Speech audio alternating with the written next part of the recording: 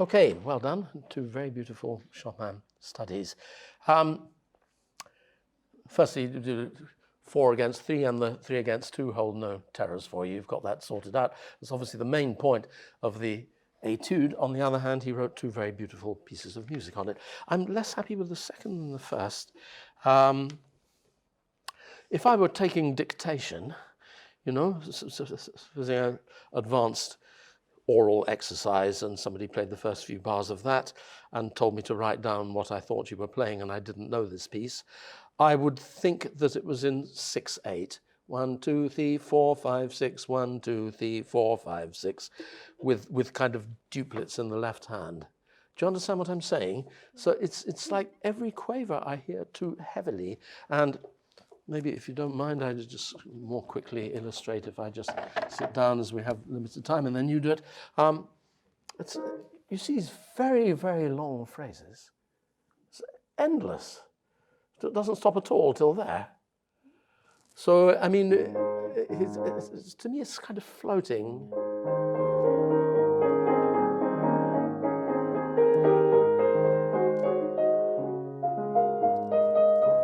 And weight the hand so that we really...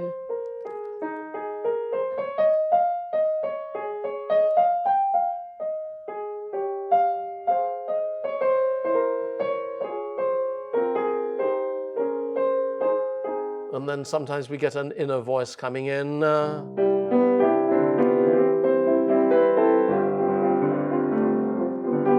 But on the whole, just much lighter and with that sort of touch only from the wrist. Don't involve the arm in it. Should we just try what we're going to do?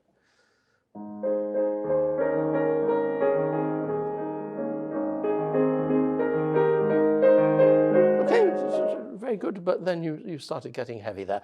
My advice is to keep this... By the way, I'll tell you something beautiful that I found really out not long ago. Apparently, this was the last piece that anybody heard Franz Liszt play. When he was very old and sick, somebody crept past his door. He had a little upright piano in it, and they heard him play this.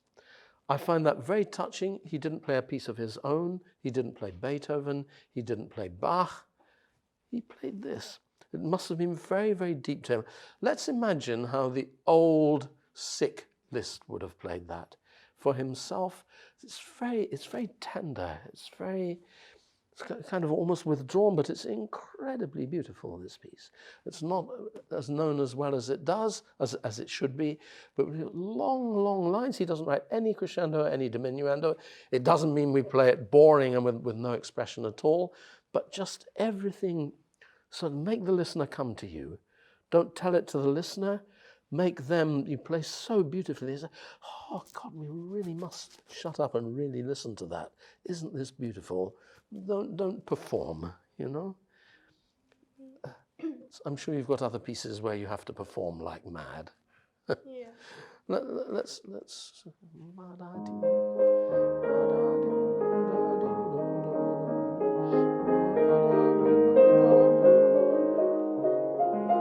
Always a beautiful tone.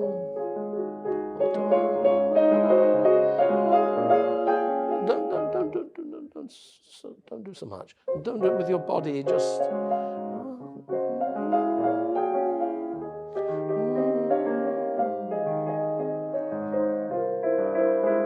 Yeah, but what we could notice there, stupid stand keeps just falling down, is that just as the right hand gets a little bit boring, the left hand has these beautiful appoggiaturas.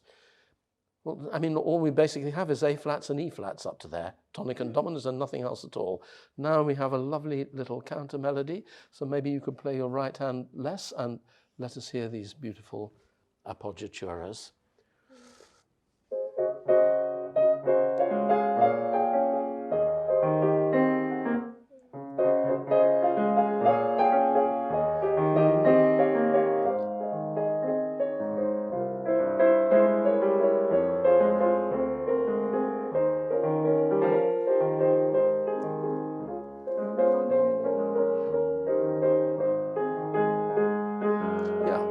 Well, okay, but you started doing a crescendo there. Really, the cadence is there, and then We start from there, so don't increase. Then you can play more warmly for sure, but never heavily anyway. There's gorgeous keys and modulations here.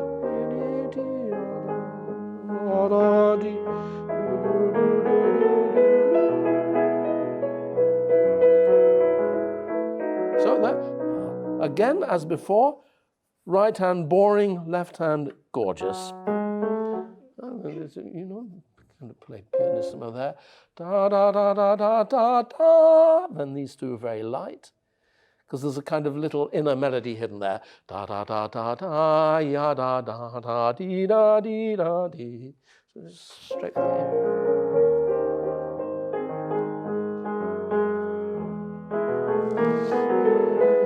Always within piano. By the way, each time you played this chord wrongly, so now I think it's a mistake. It's a dominant chord. An A at the top, you're playing Bs. You have to correct that.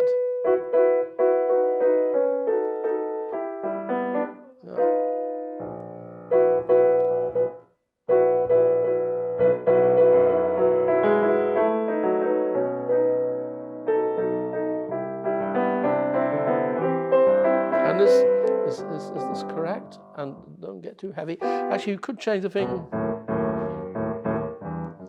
I think I play this with 5-3-2.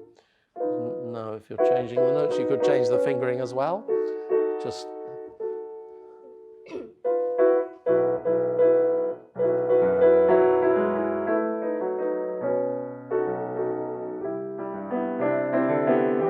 Yeah, you're always playing this chord wrongly. You play it with an.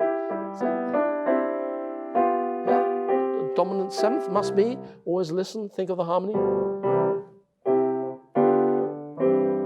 Yeah.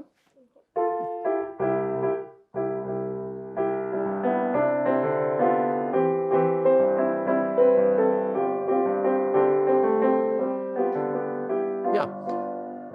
Let us say this is just a sequence, isn't this? This is the same material as this in a different key. E major, C major. Which do you think is more strong, more important? E. C. Well, I would say that this is more important because it's new. It's a surprise modulation from A flat to E. That's a megant modulation, megant by a third.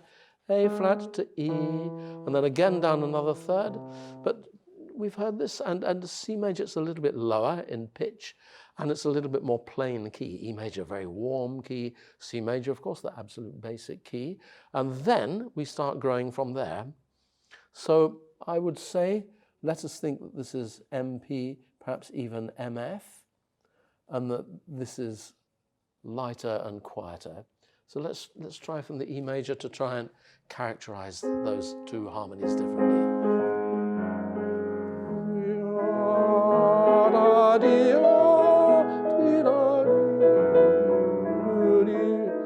Now a little bit more of you. Keep it quiet. Keep it quiet. Think what you're about to play. Now. Move a bit.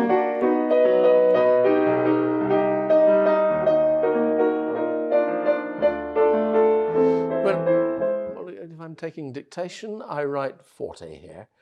So somebody wrote to me, write down the dynamics that she's doing as well. There's no forte. There's no forte in this piece. The whole thing is late. Think of Liszt on his deathbed. Da, da, da, da, da. Even this crescendo is only in brackets. It probably means it's not in all the sources. Chopin didn't write anything, the whole thing, just gentle, because the few dynamics are all in brackets anyway. So, you know, let us say absolute maximum, imagine mezzo forte, and even that, I mean, kind of without this kind of force. You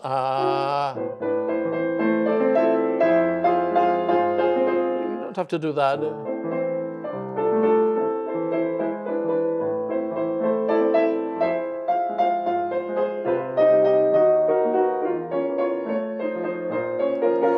Only from what comes from the harmony and the texture, yeah? Don't add dynamics.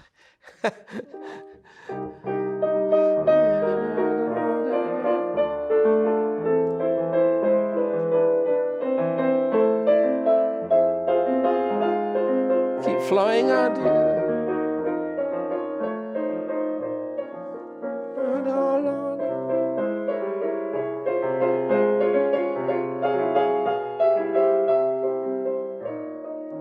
I think more in this direction, yes? But always a little bit faster. It's Allegretto, and it's 2/4, not 6/8. Da da dee da da da da da da da da. Again, for practice sake, you should always, I mean, once we've got to the level you are at, high level, you should practice things in different ways to see what you like. Try things around, try it a good deal faster, and then see what it says to you. But mainly, it needs to flow, and there are only 3 phrases. To there, well, he doesn't even start a new phrase when he comes back there. So in fact, there's only 2 phrases, and you know, we're used to the phrase every bar, 2 phrases in a bar, 3 phrases in a bar. Here there's only 2 phrases in an entire 60-bar piece, so it's always kind of floating. Now, I would prefer it if you did the trill at the end on the beat in the Chopin way, and not. We know he liked the old-fashioned trills that come from Mozart.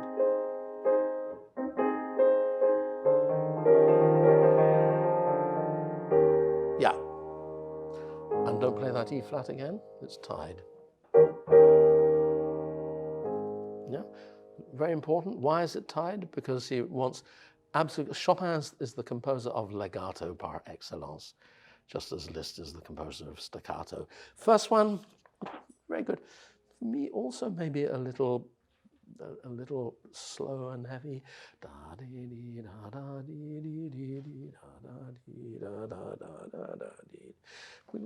More kind of melancholy, dreamy atmosphere, I think, on the whole. This one does rise. We get a proper forte there, and I like how you do those things with the thumb. You make very good character there. But let's just try the opening a little bit more. You can think almost whole bars. And then da da dee da da dee da da da da da da. I never saw that. Where does that come from? And I notice you do it in the other places. Do you know about this? It comes from one of the autographs or something. And then there as well. I don't know. You do it if you like, but don't do it too much. It's almost like a kind of written out rubato, really. I never saw it before. I see it here, fair enough. But keep it simple, you know. More is less, or sorry, less is more. Okay, let's have a bit. Lovely legato you have.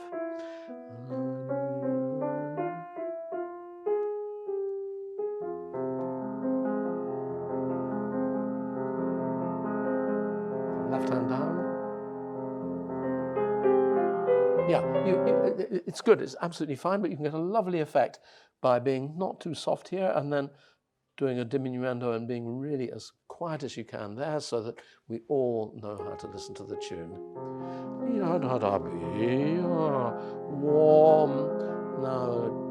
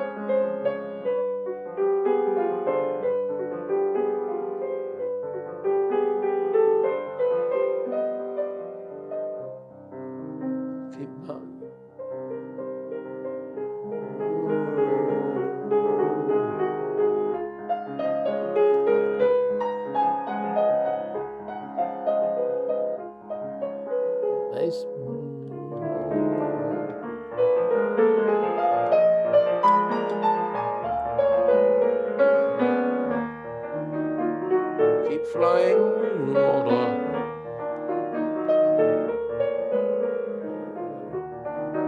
Oh, don't crescendo too soon. A long way to go.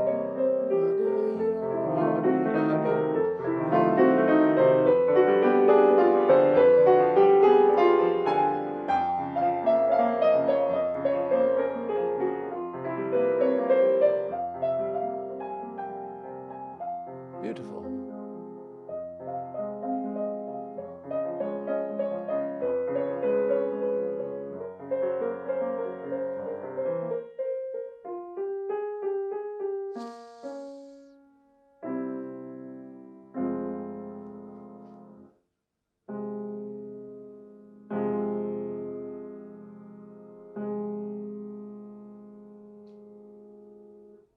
Well, I enjoyed that much more.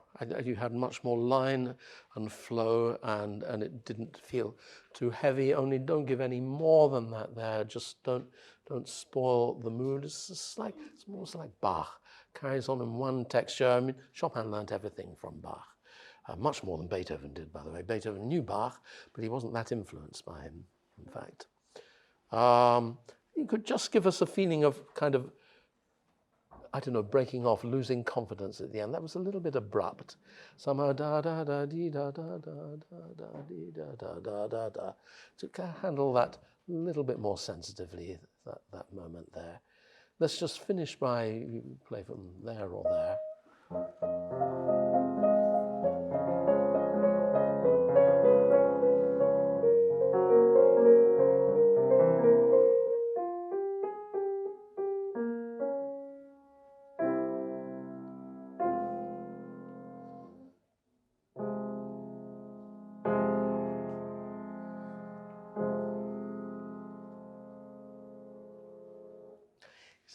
Just a little bit too much there. Why don't you just let them hang there?